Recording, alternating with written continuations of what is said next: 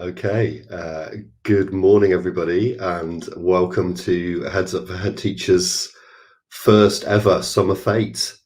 It's not our first ever event, but it's our first ever Summer Fete, and in typical Summer Fete fashion, I don't know what the weather's like where you are, but it's chucking it down with rain where I am. Let's be grateful and thank you for the world of virtual summer fates, which can keep us all dry and smiling in this early part of July. For those who don't know, I'm James Pope. I am a former secondary school head teacher and exec head of a primary school.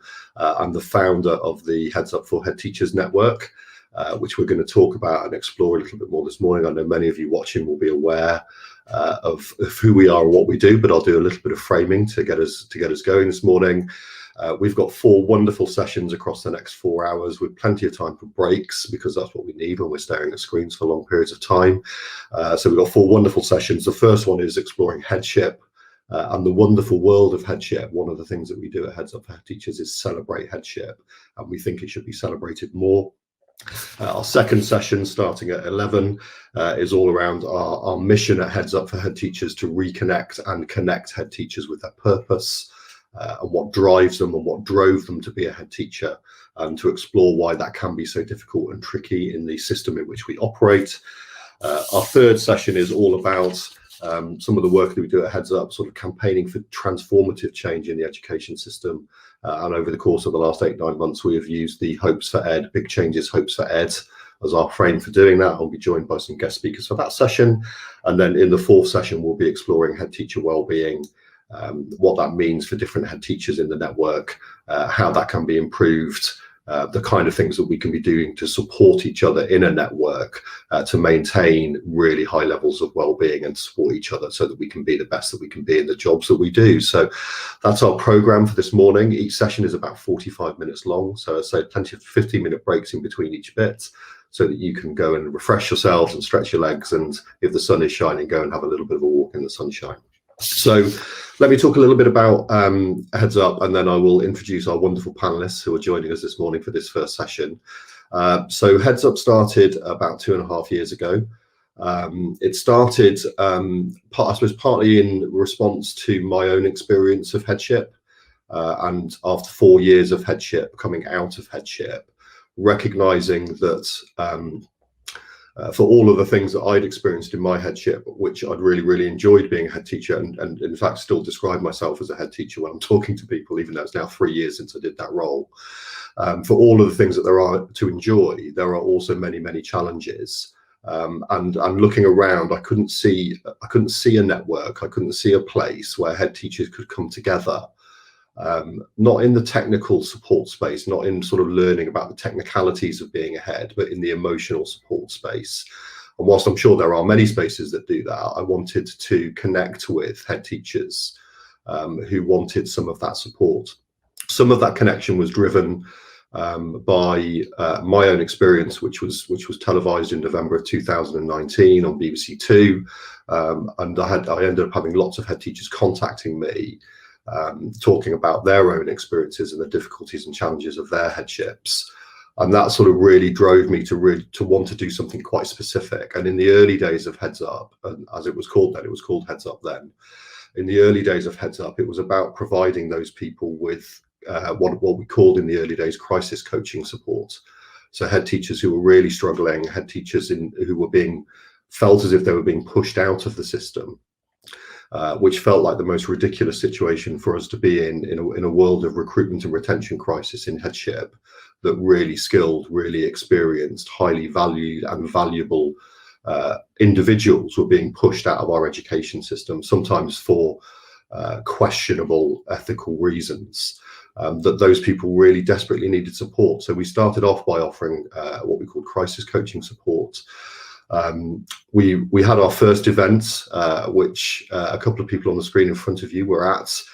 It was in Liverpool in October 2020, was our launch conference at Patrick Otley O'Connor's school in Liverpool. And Patrick's one of our panelists later on. And it was that felt like a real sort of watershed moment, actually, because it aired not just the issues that I'd experienced, but actually lots of other issues as well around diversity and inclusion and the different experiences that different people can have in different phases and different sectors of our education system. But if anything, it sort of propelled us forward with even more determination, and we started to create, as one of the people at that session, so we started to create a movement at that point, and it certainly felt like that. Just before our second conference, which was due to be in March last year, 2020, something else happened in March 2020 last year. And we had the beginnings of the pandemic that we're still very much challenged by and working with. So we had to cancel our second conference, which was going to be in Birmingham, and instead we put on a coffee morning, a Saturday morning coffee morning as a one-off for people who would have been at the conference in the virtual space. And that's really where Heads Up for Head Teachers sort of came into its own. So all the way throughout that first summer of the pandemic, we ran coffee mornings for head teachers, really informal, very relaxed. On a Saturday morning, head teachers would turn up in pajamas and, you know, various states of dishevelment, and cups of coffee clung in their hands, slightly bleary-eyed.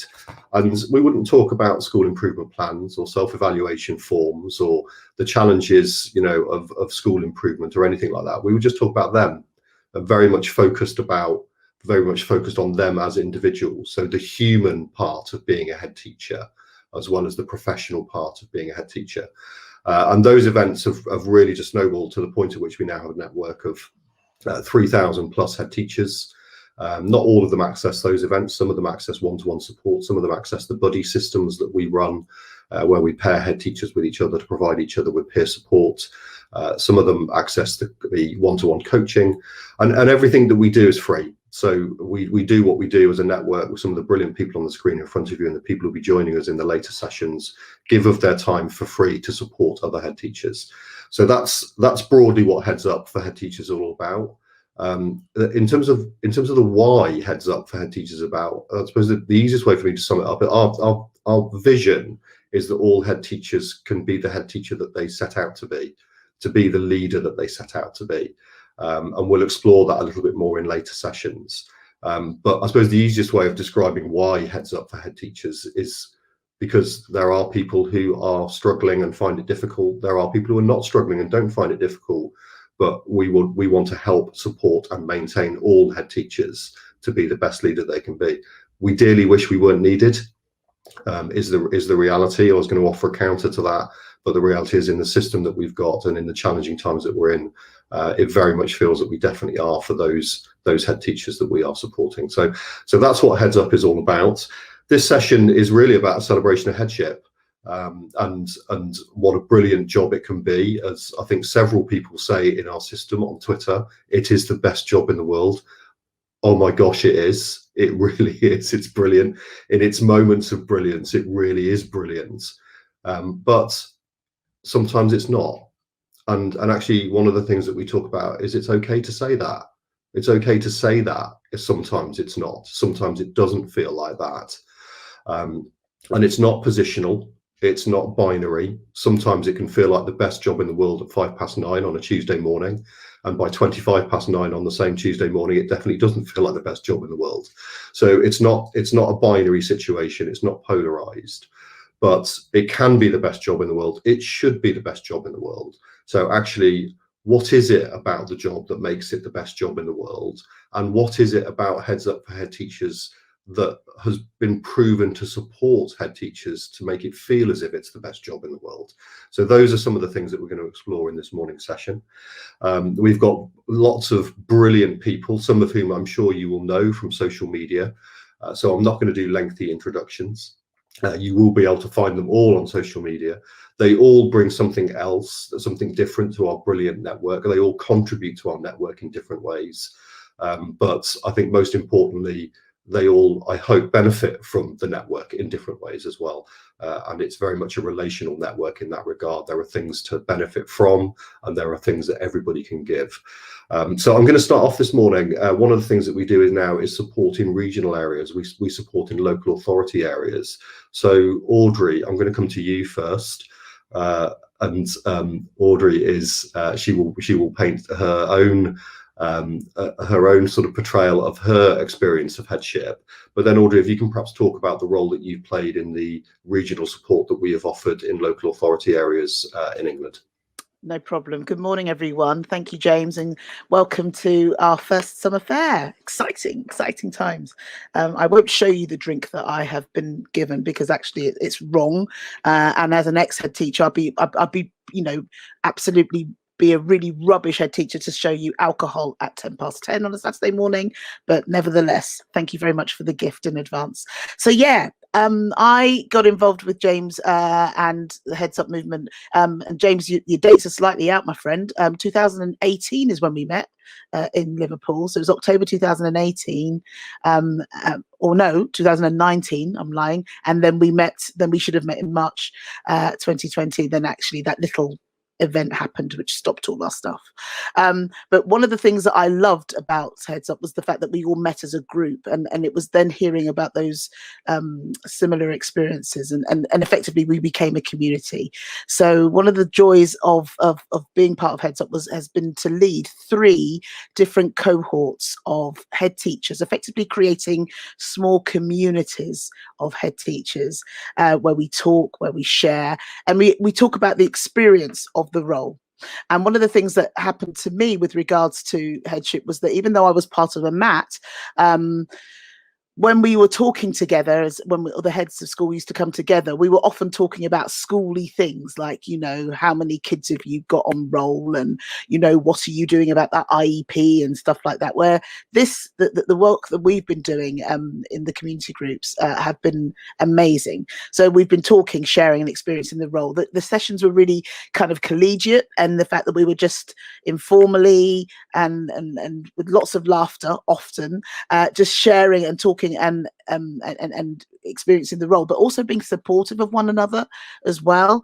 And that definitely was something that came from the national sessions that we fed into the regional ones, which has been absolutely brilliant. Another thing and another gem was the fact that we had aspects of real connection and real relationship, which if you're ahead, as you know, it's often a lonely role. You are often, you might have a team around you, but actually you carry the can. So sometimes when you're carrying that can, you're walking that road, and it's quite lonely. So I think it's really amazing that we were able to kind of all share that experience and talk about how that felt, and then also talked about ways in which we can kind of counteract that and strategies that we can put in place to kind of help us not feel so lonely. And so that connection piece was really important, and that became more evident and strengthened as the weeks progress. And yeah, I've gone back to, and I'm reminded of the laughter and the joy that we had in our sessions, sometimes talking about quite silly things, but sometimes it's that pressure valve that you just need, where there are just aspects of the role that are pertinent only to heads. And heads, if you're sitting there thinking, yeah, that's right, I can remember when the roof fell in, and then we had to do an assembly, or there's no hot water and Ofsted about to walk in the door, or things like that, which are really just the things that only a head will sit there thinking, oh my goodness, what am I going to do now? But of course you have to do that whole swan thing where you're making out that you're really cool, but actually underneath your legs are kind of furiously paddling underneath. So yeah, that's been many of the joys of the regional groups that we've I've had the pleasure to lead. And I think while this job is, as James said, the best job in the world, and without doubt, even though I'm an ex-head now, easily I can say it's one of the best things I've ever done in my life, it's a hard job. And I think the recognition of that, and the fact that head teachers need to come together to recognize that they're not alone is just so key. It's a shame that Heads Up started from crisis, because actually it would have been nice for it just to have happened in a kind of more evolutionary and more organic way. But you know what, we're here and we're not going anywhere.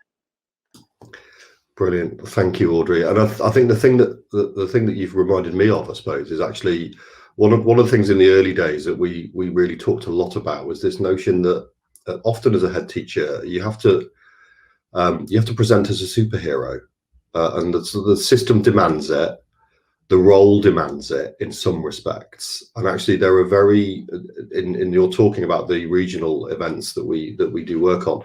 There are very few spaces where you can be your human self, and we talk about the importance of being your human self, actually making you a better leader. So in vulnerability, you are a better leader. But it's very difficult to be that person, and it's very difficult to have spaces where you can really let your guard down, where you can take what we call the cloak of invincibility off. And I think in those Heads Up for Head Teacher spaces, that's one of the things that happen. The head teachers can be head teachers, but they can also be human beings and be vulnerable and share that vulnerability with a group of people who get it, because they're also head teachers. So they understand the pressure in the way that you describe. So it's a good reminder for us, when we're thinking about the work that we do, that actually that human factor is really, really important. That human vulnerability is definitely one of the things that we want to celebrate. And actually, do you know what? It should be okay to be a human being and a professional in your role. It shouldn't be a choice between one or the other. So, Audrey, thank you for that. So we've used the phrase best job in the world a few times already this morning, and we're only 16 minutes in. So we've had that reinforced. So I'm going to come, Alison, I'm going to come to you, because you are one of the people that talk about headship being the best job in the world. But you also talk about the toll that it takes and the toll that it took for you. So I'm going to bring you in at this point, because the reason why we're sort of talking about this is that one of the things we talk about is it's okay to say it's taking a toll, but who do you say it to, and who do you share that with? And so, Alison, I'm going to bring you in to expand on those points a little bit. You're still on mute, lovely. There we go. When Kate, there has to be someone who goes first, and I got to be it, so thank you. When Kate contacted me to say, what are you going to be talking about, I actually said I wanted to talk about headship being the best job in the world, but to do it well, compromise my well-being, and I had to do a radical rethink to continue to do it well. So yeah, that's pretty much it. Headship is definitely one of the best jobs in the world, but I think it's got to have a time limit, because you compromise so much of yourself. It's not a 40-hour job, we know it isn't, and it's not sustainable to do the hours that the job demands long term.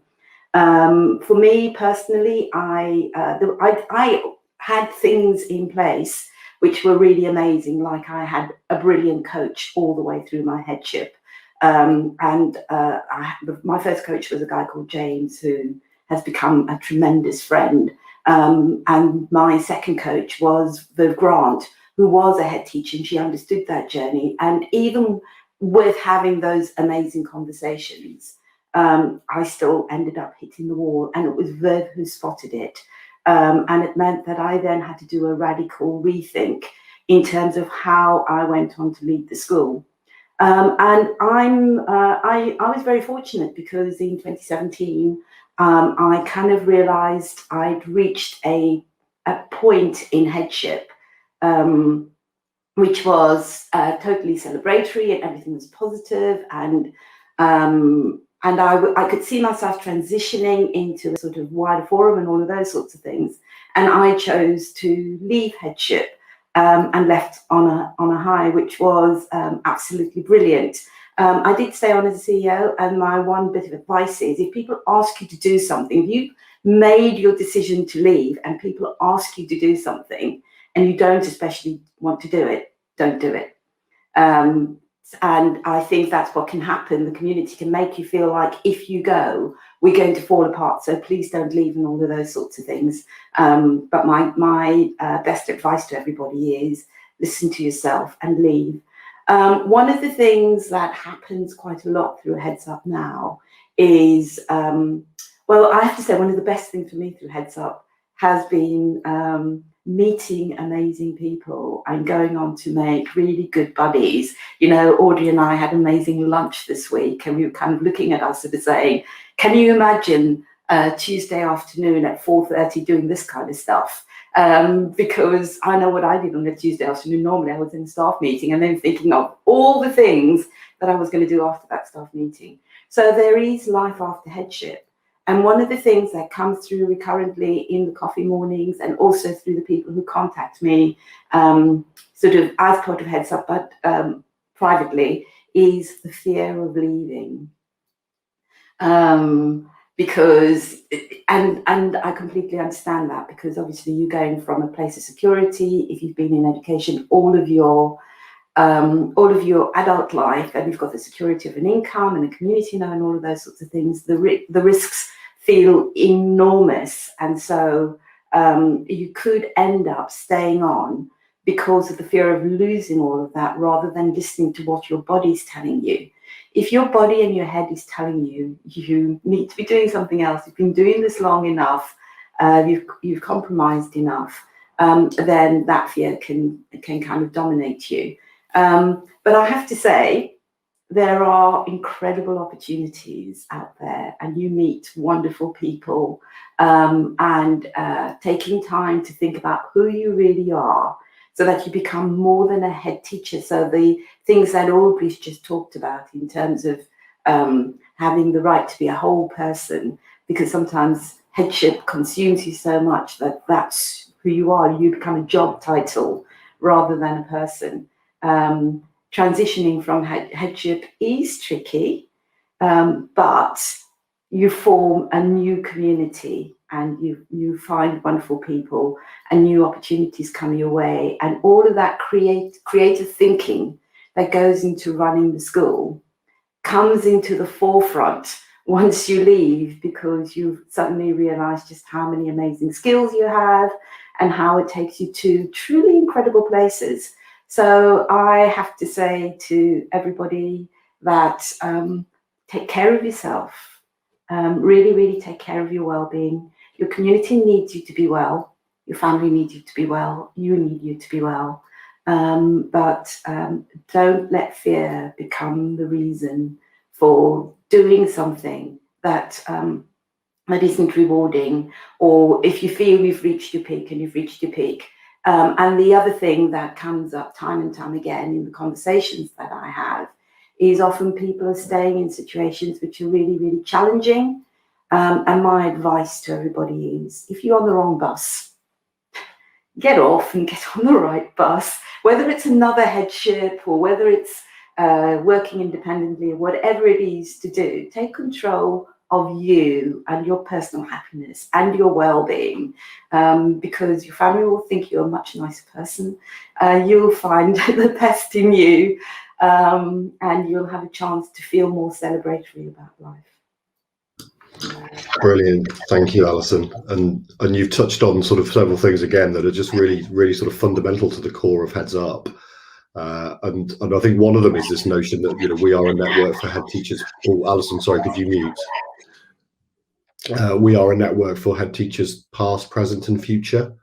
And that's one of the joys of the network, because essentially there is an experience exchange happening all of the time, and we're exchanging those experiences, and we very much are there to support those that are thinking of leaving and making that brave decision in the way that you talk about, Alison. But we're also there to support those that are, you know, doing the job at the moment and continue to do it, and do it with joy and do it with passion, but need that bit of uplift, and also those also those that aren't actually heads at the moment but really want to be heads.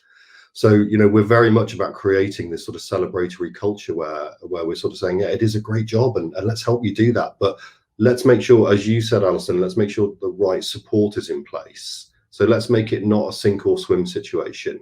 Let's make it a situation where, when you're stepping into those shoes of leadership, and that's one of the things that we campaign for, you know, with the DFE and alongside the unions, can we get a situation where there is proper support available to all head teachers, whether that's coaching, whether that's mentoring, whether that's peer support sessions like we offer, you know, that actually there is, that every head has a network around them that can support them. And one of our community who've recently made that step into headship, with joy and with passion and with, you know, with real heart and enthusiasm, is also on this call this morning. So Kelly, I'm going to come to you to talk about, you've been in the Heads Up network now for a fair few months, and you've really enjoyed both the Wednesday evening sessions now and the Saturday morning sessions, and you've just made that journey into Headship, supported by the experience and the wisdom of people in the Heads Up network. So I'm gonna hand over to you to talk about that experience.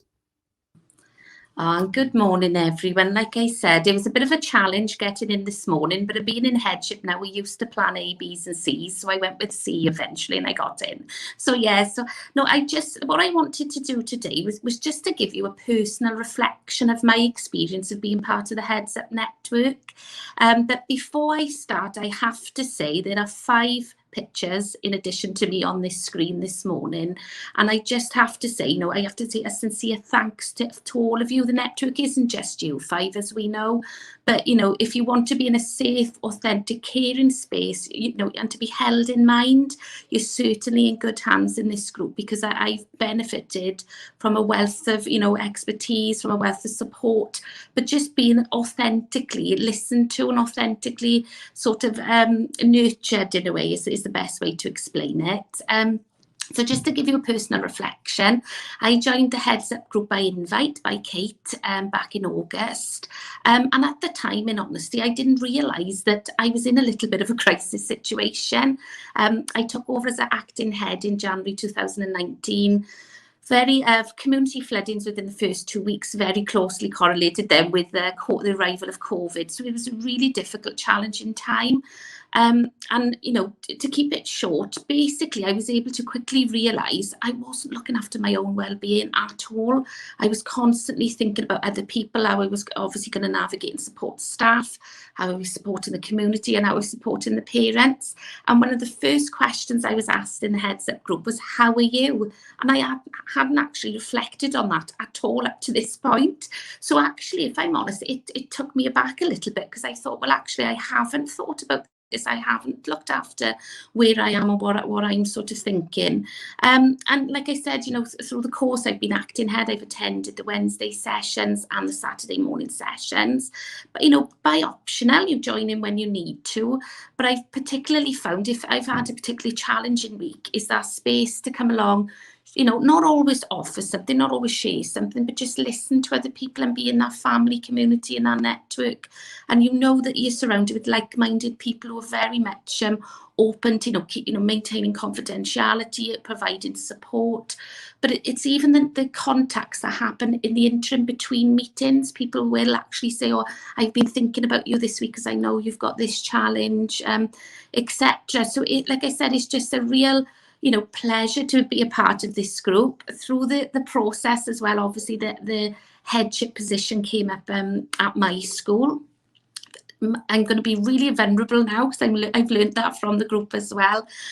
Very much lacking in self-esteem at one point and self-belief. So it doesn't matter how many people tell you that you can achieve something, or you're ready for a certain challenge, unless you believe it in yourself, that's not really going to happen. So that's what I've been able to gain from this group, is to put that imposter syndrome to one side and make it smaller. It might not be gone totally, but it's just a way of just being encouraged, nurtured, supported, listened to, your feelings validated, that you've got somebody there who understands how you're particularly feeling, and they're willing to go above and beyond to support you, really. So just to add a little bit more context to this, because part of my experience, I've been involved with forming the new curriculums emerging in Wales, that obviously statutory in 2022. So I've also been able to be part of professional dialogues on a Wednesday every other week, and I've been a little bit sometimes I think I need to control my face sometimes, because it says a lot and without verbally saying it, but I've been a bit shocked about some of the challenges that are going on in England, how people are feeling.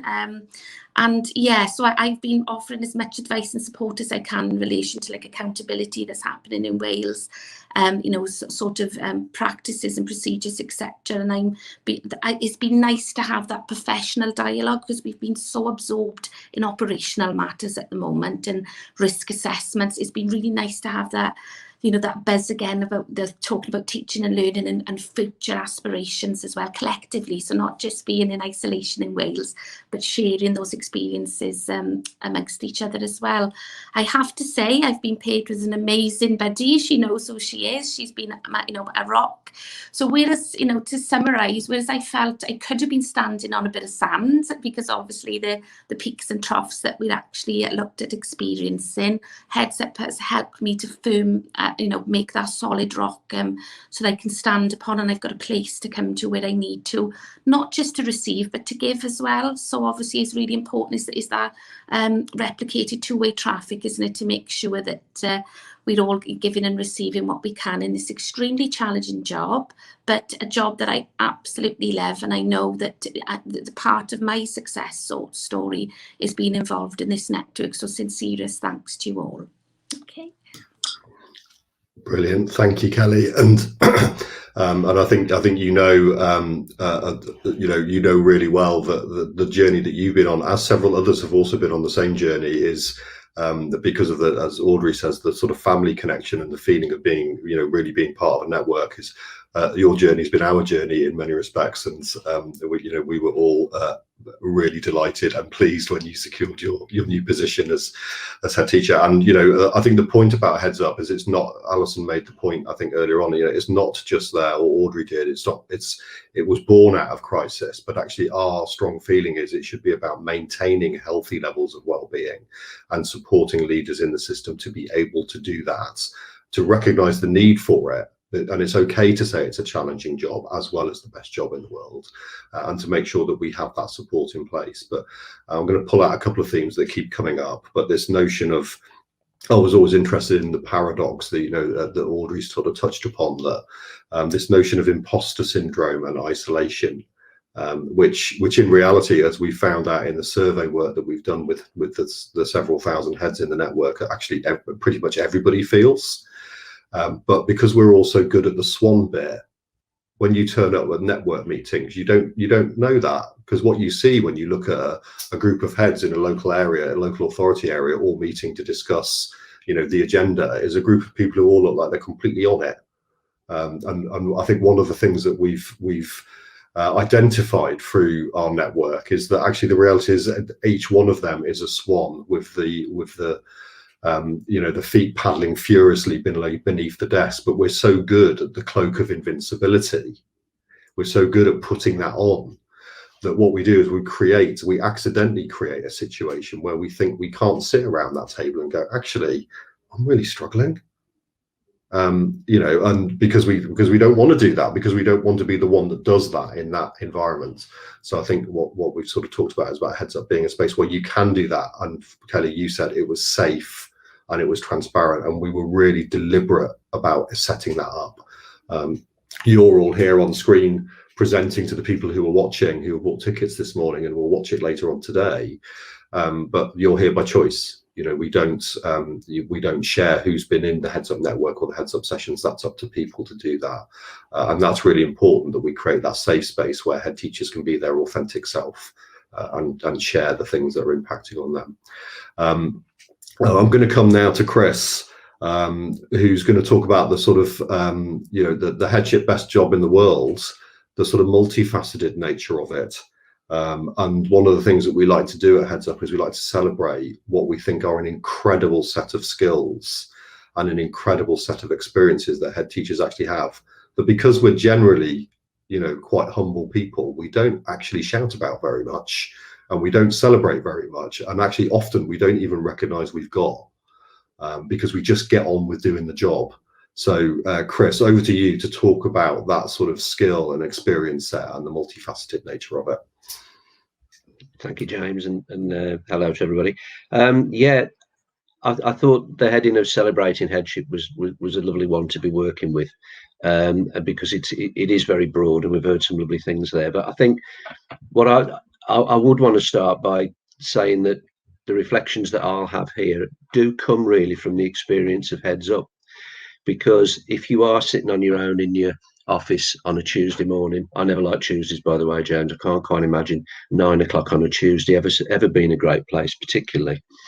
That said, it was never really a place where you would sit and think, wow, I'm doing an amazing job. I can do all these things. I've got all these skills and experiences and qualities. You just get on with it.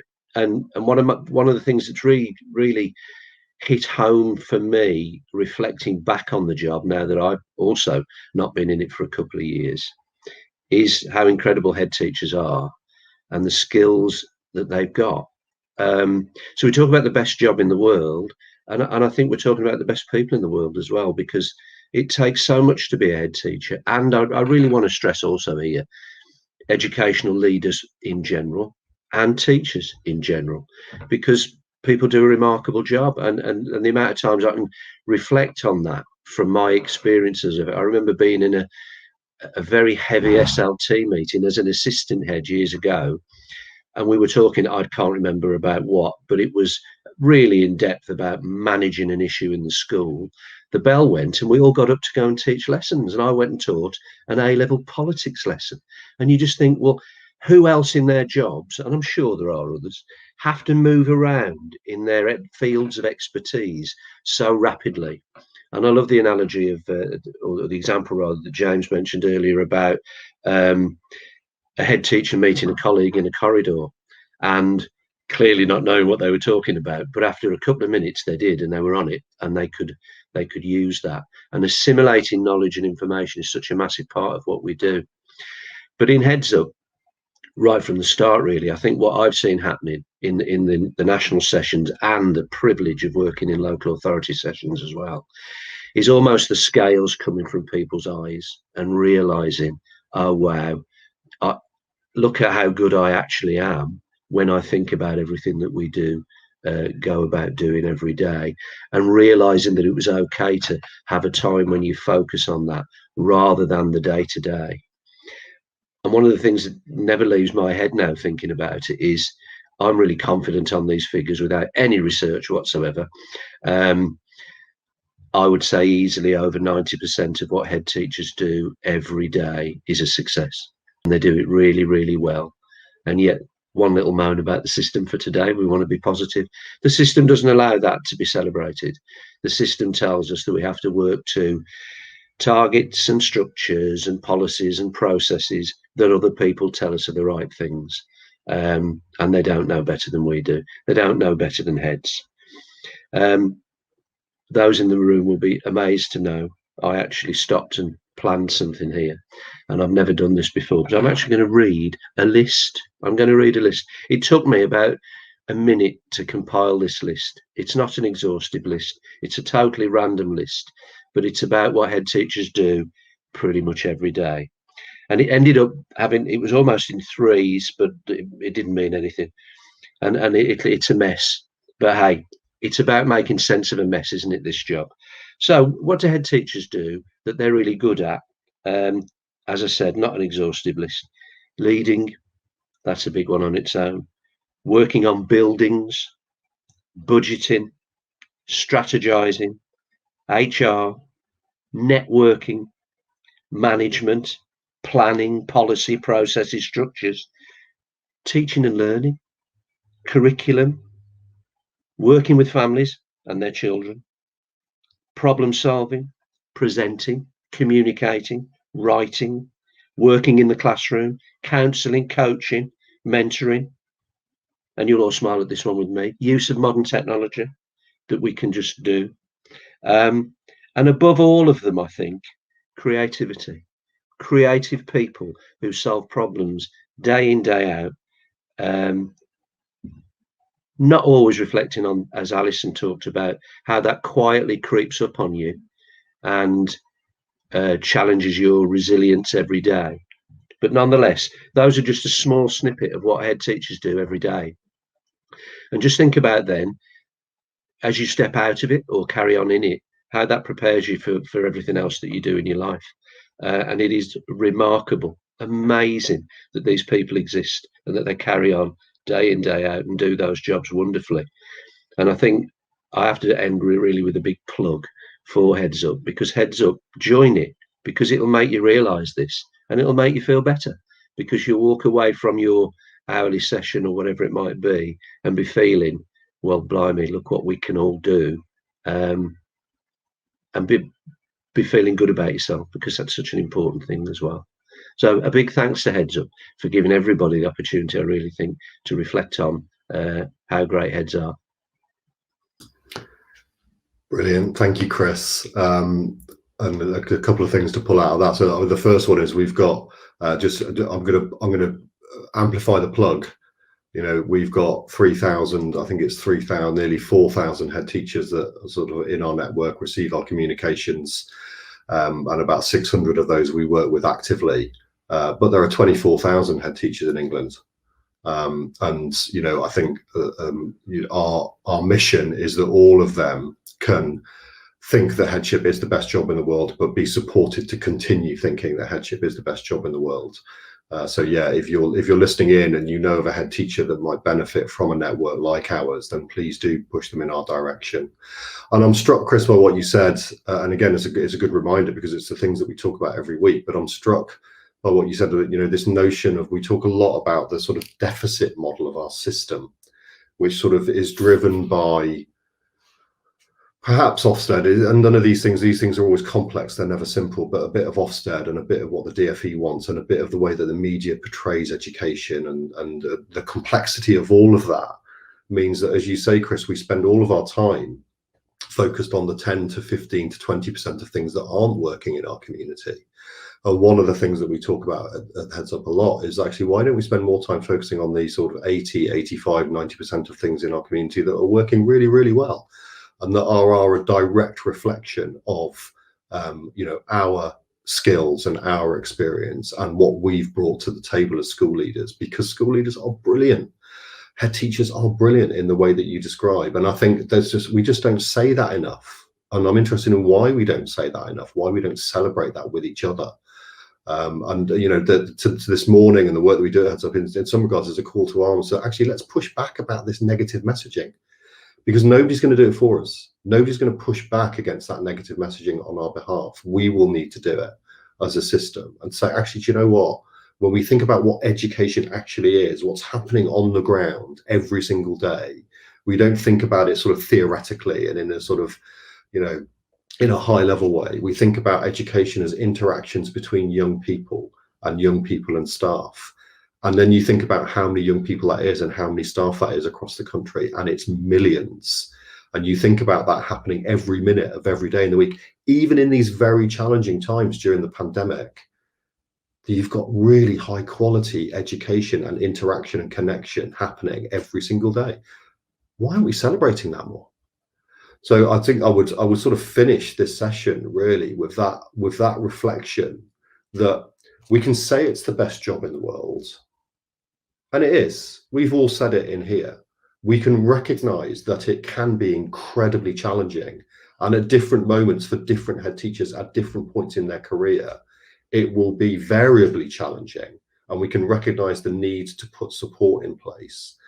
But if we're going to move from something which is the best job in the world and really feeling that it is, we need to spend more time celebrating that it is the best job in the world. And we need to celebrate the things that we do, the things and skills and experiences and wisdom that we bring to the table that make it the best job in the world. Because otherwise we end up in this paradoxical situation where we're saying it is, but it doesn't feel that it is all of the time. And then we're existing in a culture and a system which is telling us that it's not. Actually, you're not doing a good enough job. Well, actually, we push back against that. We think that's a nonsense. Educate, as Chris said, it's a really good point, Chris. You know, teachers, support staff, leaders at all levels in schools, and led by head teachers, are doing an absolutely amazing job every single day. So let's support them to do that job. Let's give them the coaching, mentoring, and networks that they need. And then let's just spend a bit more time celebrating what a great education system that we've got. We might want to change it. We may even want to transform it. And that's absolutely fine. But in saying that we're going to do those things doesn't mean that what we've got is no good. And so much of the messaging that we get in our system is built around reformative change because things are broken. Nonsense. Leaders, school leaders, teachers and support staff in schools make sure that things are not broken for young people every single day, and they do it brilliantly. So let's finish on that note, and let's finish on that celebratory position, and let's celebrate the education on this lovely summer Fete day with the sun shining, not outside our windows. Let's celebrate actually that we are really, really good at what we do. And if you're feeling that you're not at the moment, if you're feeling that imposter syndrome, if you're feeling that isolation, then come and join us. Or if you know somebody who you think is, then come and join us and take part in this type of conversation once or twice a week, or once a month, however often you need to have that lift to refill your resilience well.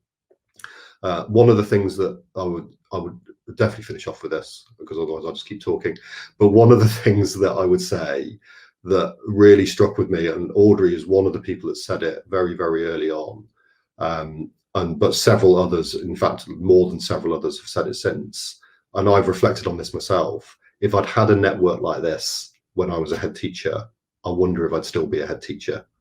And that's, that is probably the most powerful validation of what HeadsUp does and what HeadsUp has done that I could possibly give. So thank you for listening into this first session. We've now got a 15-minute break. We're going to come back and we're going to explore that bit about reconnecting with core purpose in a bit more detail with a different set of wonderful people from the HeadsUp network who are going to explore that with us. I want to give big thanks to everybody on this panel this morning. What I haven't done is I haven't said a big thank you to the person who's in the middle of my screen at the very top.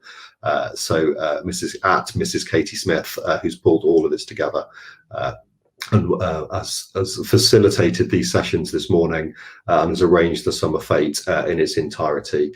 And said to me last night, you can lead the sessions, James. I'm just going to sit in and just chip in where I want to chip in. So hopefully I've done that for you this morning, Kate. And but you've really accelerated the work of the HeadsUp network over the last 7 or 8 months. So a huge thank you for all that you do in supporting our wonderful network of heads. But a big thank you to our 4 panelists as well for your inputs this morning.